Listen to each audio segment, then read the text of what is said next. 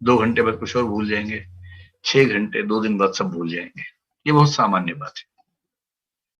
हमारी मेमोरी जिस फंक्शन पे काम करती है वो ये है कि जो हमें लगता है कि बहुत इंपॉर्टेंट है हमारे लिए, वो हमें याद रहता है। जो हमें लगता है कि बहुत इंपॉर्टेंट नहीं है, वो हम भूल जाते हैं। एक सामान्य बात है, और ये बहुत बड़ा वरदान है जो मनुष्य को मिला हुआ है। अगर हम भूल ना पाए तो जिंदगी नर्क बन जाएगी। भूलने का वरदान बहुत बड़ा वरदान है। आप दिन भर में इतनी चीजें देखते हैं, सुनते हैं, अगर सारी हमेशा आपकी चेतना में रहें तो आपका क्या हाल होगा अंदाजा लगा के देख लीजिए। और मैं मनोविज्ञान के भाव से भी कह रहा हूँ कि जीवन में कुछ बुरे क्षण आते हैं, उनको नहीं भूल पाएंगे तो फिर जिएंगे कैसे। तो पहली बात तो भूलना एक समस्या नहीं, भूलना एक वरदान भी है, समस्या के साथ साथ वरदान भी है। अभी आपके लिए समस्या है कि जो पढ़ा वो भूल गए, उसे कैसे मैनेज करें।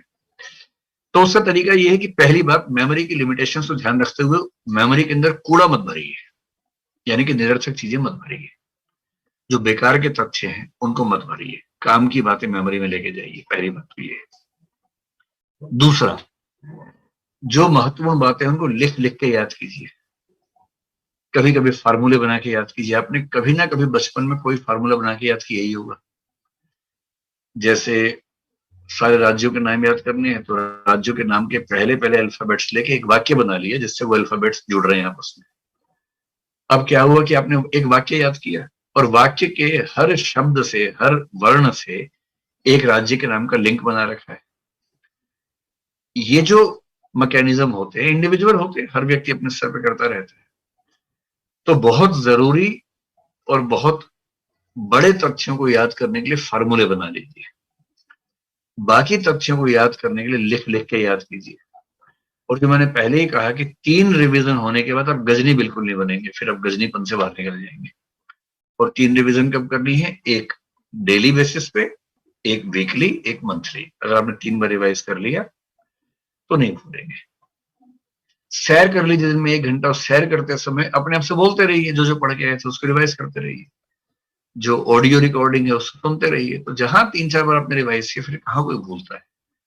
और जो चीजें बार बार भूल रहे हैं उनको विशेष रूप से पॉइंट्स के रूप में लिख लिख के याद कर लीजिए, तो याद रहेगा। देखिए, 2 वाक्यों में सारी बात का सार बता रहा हूं। आईएएस के एग्जाम का सिलेबस इतना ज्यादा है कि किसी को आज तक पूरा याद नहीं हुआ है, आपको भी नहीं होगा। कितना भी जोर लगा लीजिए, कभी याद नहीं होने वाला। ठीक है, तो 2 वाक्यों में पूरी बात समझ में आ जाएगी। पहला वाक्य ये है कि एग्जाम से एक दिन पहले ये लगना कि कुछ भी याद नहीं आ रहा, ये एकदम सामान्य बात है, आपको भी लगेगा। कितना भी पढ़ लो, कितना भी रिवाइज कर लो, कितने फार्मूले बना लो, एग्जाम के एक रात पहले ये बेचैनी होगी कि सब भूल गए, कुछ याद नहीं आ रहा। अगर ऐसा हो रहा है तो इसका मतलब आप ठीक है, आप मानसिक रूप से स्वस्थ व्यक्ति है, कोई चिंता की बात नहीं है।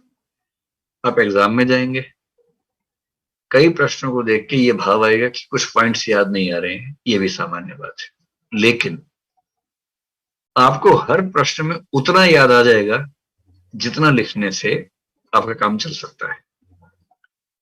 क्योंकि आपने याद इतना किया हुआ है कि आप हर प्रश्न में 2000 शब्द लिख सकते हैं और लिखने 200 शब्द हैं। 200 शब्दों के लायक आपको याद आ जाएगा, परीक्षा में अच्छे से याद आ जाएगा। पूरे पेपर में एक आध प्रश्न में एक आध पॉइंट याद नहीं ही आएगा, वो एग्जाम से बाहर निकलते याद आएगा, ये भी सामान्य बात है। और बाहर निकलते आपको सिंह, अरे वहां याद नहीं आया, बर्बाद हो गया। सबके साथ ऐसा होता है। तो जितना आपको चाहिए परीक्षा में ना, उतना याद आ जाएगा, भरोसा रखिए। और उतने से लोग आईएएस बन जाते हैं। जो आईएएस टॉप करते हैं वो भी इन्हीं सब अवस्थाओं से निकलते हैं। ऐसा नहीं है कि वो उनके अंदर कोई चिप लगी हुई है एक्स्ट्रा 500 टेराबाइट की, सब याद रहता है उनको। वो भी ऐसे ही हैं, उनको भी याद नहीं रहता, दुखी रहते हैं। और एक दिन अचानक पता लगता है कि वो आईएएस टॉपर हो गए, तो लोग उनसे उम्मीद करने लगते हैं कि इनके अंदर कुछ टेराबाइट की चिप लगी हुई है, जबकि वो भी आपकी स्थिति में थे, कोई अलग अजूबा उनके साथ भी नहीं था। ठीक है।